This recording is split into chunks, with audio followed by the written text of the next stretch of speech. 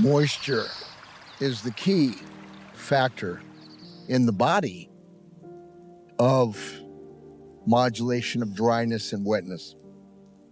So just like the weather, if the clouds are thick above and there's a lot of rain, the moisture is going to be higher, aka humidity. How much moisture is in the air?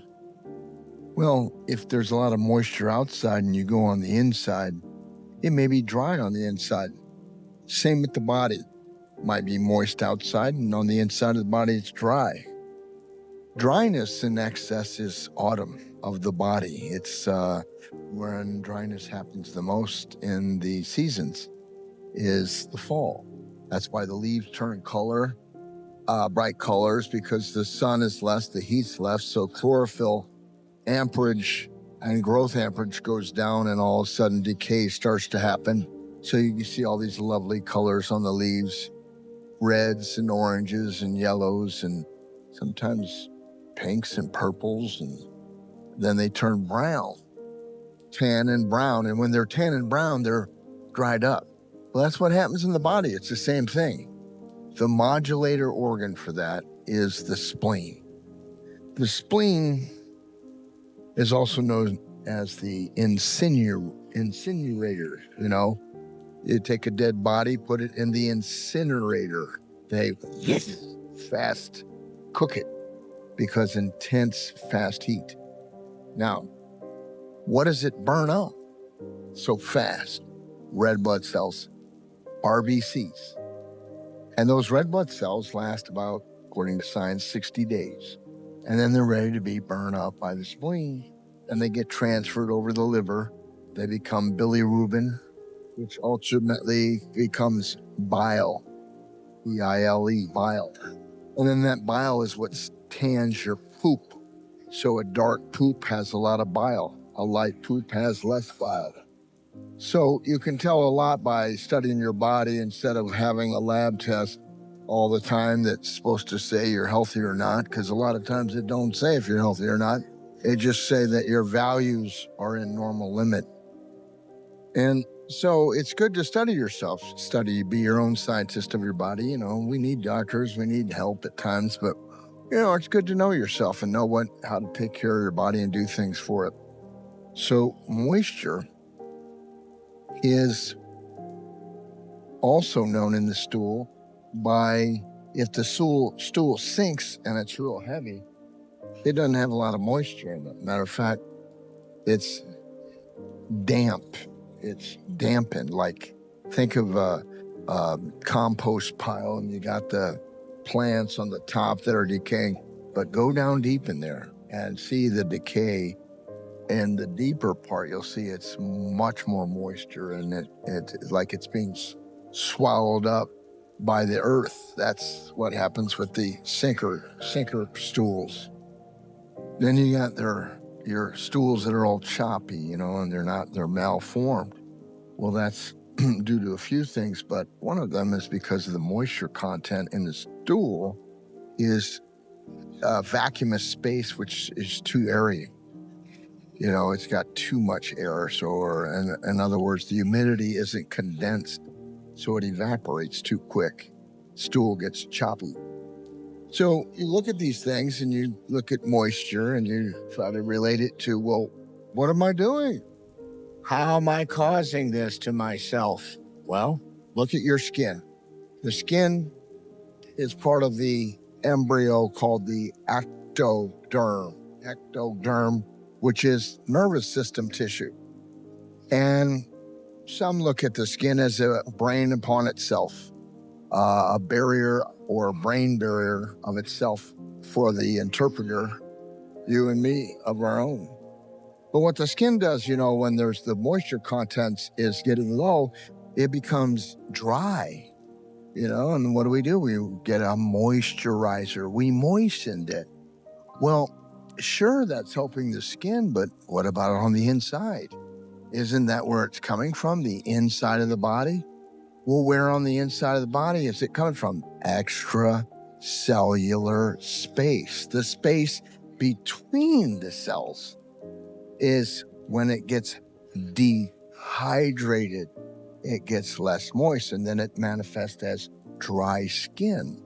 So you put it on the skin, it looks better, it shines better, but you need it on the inside. Those are your oils in your nutrition.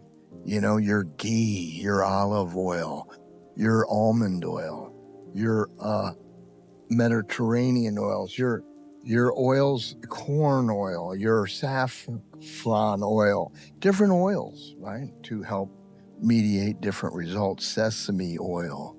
Chinese use a lot of sesame oils. Greeks use a lot of olive oils. Italians a lot of olive oil, right? Oh, but you want that extra fine virgin, you know, cold pressed, right? You know, everyone's got their flavor that they like, but you want to make sure it's not overly hydrogenated, which is processed through nickel. It gets in there too much. So cold compressed is really good in any of them. And otherwise, the more denatured it is, the less effective it is. So you put that on your food, your salads, your steaks, you put it in, maybe you take a tablespoon here and there. If you take a tablespoon here and there, it helps the gallbladder to squeeze more. The gallbladder, remember, it was red blood cell, bilirubin, bile, squeezes out of the gallbladder when fat comes along, pushes down a tube to the small intestine, and that creates a stain on the poop. And that stain makes it darker. So you want a dark chocolatey, brown type color is good. When that's regular, that means that your gallbladder squeezing real fine.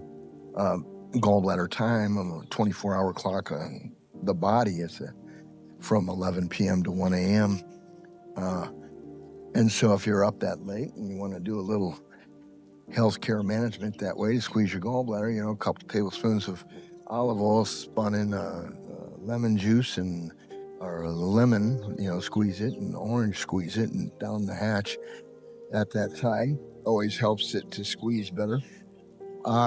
So skin is the modulator of moisture. When it gets too dry, you get wrinkles. That's all wrinkles are, is really dry skin. Well, why did it get so dry? Because there's too much air without flow inside. They did an experiment over in Arizona. They made this, little mini world. And in the little mini world, it was all enclosed, an ecosystem. They put animals in there, trees, plants, the works. And I think it was down in the Tucson area. And, well, after a couple, 3, 4 years, something started to happen with the trees. And the trees would just fall on the ground. They would just hunch over, fall down. So dry skin sets you up for high wind in the system that's stuck. The trees in Arizona, they had no wind. They had no wind inside of that container. And because they had no wind, it made the roots weak. And the weakness of the roots caused the aerial system of the uprise of the tree to get defective, because the gravitational pull into the soil or the ground was weak. Well, isn't that so true with our genealogy? Isn't that so true with our family? If you're the golden child or if you're the black sheep, well, doesn't that affect you, your roots? Doesn't that affect how the wind or the air, or air could be thought of as thoughts, flow inside of the mind? Well, it's true. It's true. If you're a defensive type and you're born in a family and you're a defensive type, in other words, you're one of the negatives, you have to have strong thought reflexes to protect, or you cave and you hide. And when you hide, You're making up your own fantasies or your own world or your own wind or your own air. And so some people have and can contain high air in their head, which makes stronger roots, and some need others more to strengthen their roots. Scientifically, the geotropic gravitoliths inside of the roots migrate the roots to find minerals through moisture. And if there's not enough moisture in the soil, right, obviously the tree's going to fall over too. But as far as selectivity and survival, the tree grows outward with its roots to keep the upward aerial branches more liberated and more free and more buoyant. And so it's so true with the individual the same. So the spleen, the modulator of moisture, gets affected by a lot of things. And so you want to check yourself out on these things. Some people are on drugs, recreational drugs or, professional drugs. They're the same thing. One's just synthetic and the other one's not as synthetic, or they're both synthetic, but some are derived from nature and some derive the chemical in the nature and make it synthetic. But they can get toxic to the system if they're abused.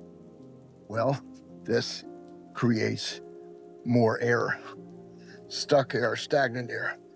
If you like your marijuana and you're doing a lot of that, let's say, and you're addicted to it, let's say, or you just need it to mellow out because you can't or don't want to meditate, or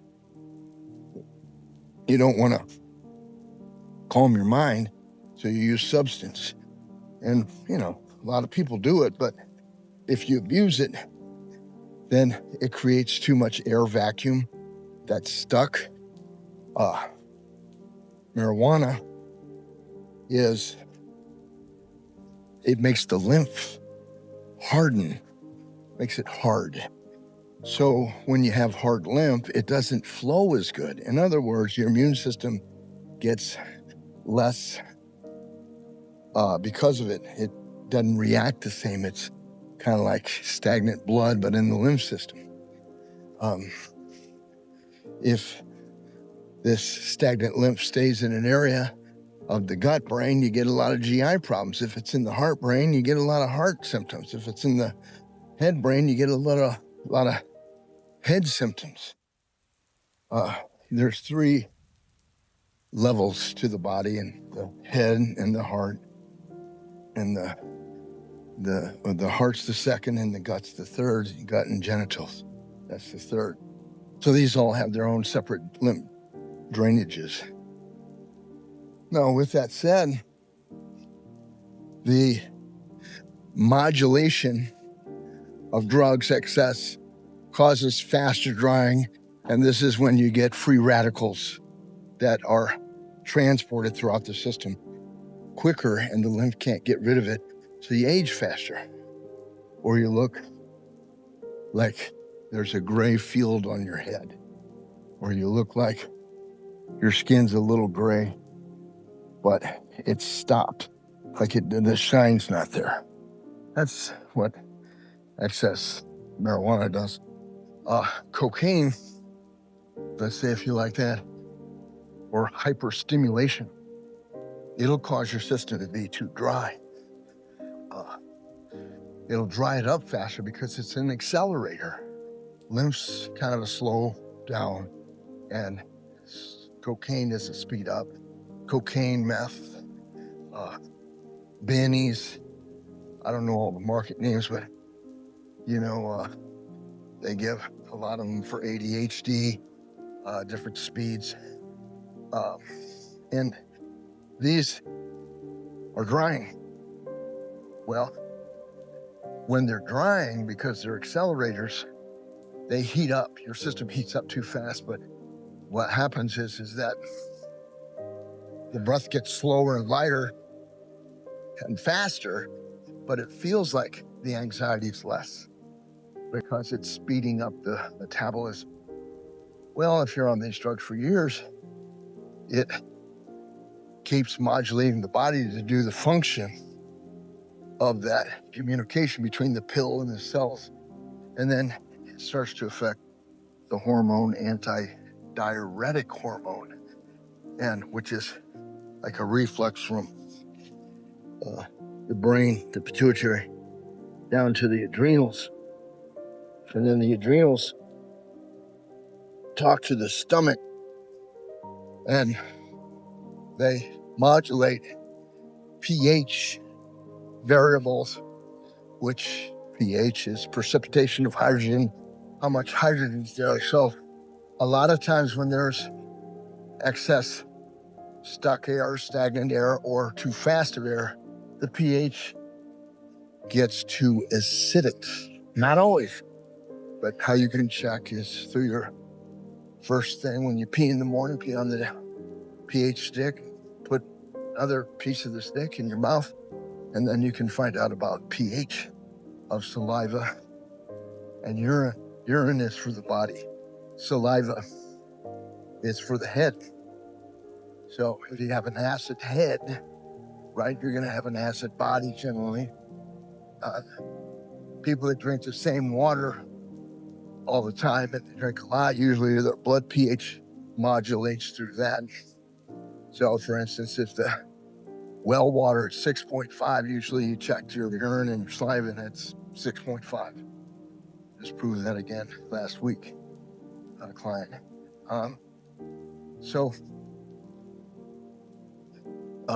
Antidiuretic hormone with dryness. What else does dryness? Well, worry. Worry is the emotion or ADHD or obsession or hypochondria or paranoia or fear. They tend to go to the spleen, mostly the worries, which is the obsessions and the compulsion thought disorders. Too quick of a mind, a rapid mind, worrying about something. Now, the people that worry a lot, if you get to know them, if they get back in the corner and they don't know what to do, their warrior turns on. They become warriors. They usually can be strong feelers or strong earth people, but back them in the corner, here comes the warrior, which is their fire or their heat turning on, and they're ready to go. They're not going to back down. And that's their strength. I've watched this in many family members and clients and myself. The warrior turns on quite thoroughly. The idea, though, is to be able to hold on to the warrior all the time. Be in a rage to live. You know, like you're able to hold, not rage all the time, but like the rage is from being enraged by all the BS that they're trying to serve you and me. And acting like that is law, but it's BS law. It's man's law. It's not God's laws. God's laws is what we want on earth. That helps to balance the equilibrium of the soul to live in the body more. Without that, it's difficult to live in the body. It's very difficult. And that's why a lot of people check out.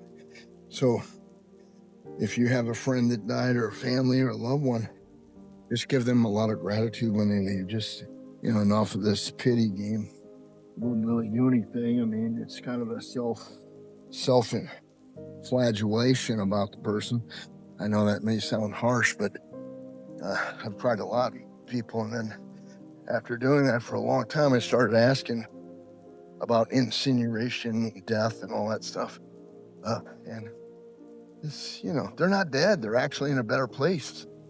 They're actually in another area without the body. My dad died. He came to me early morning in a dream and he said, look at me. I got a straight spine. He had a crooked spine since he was 15.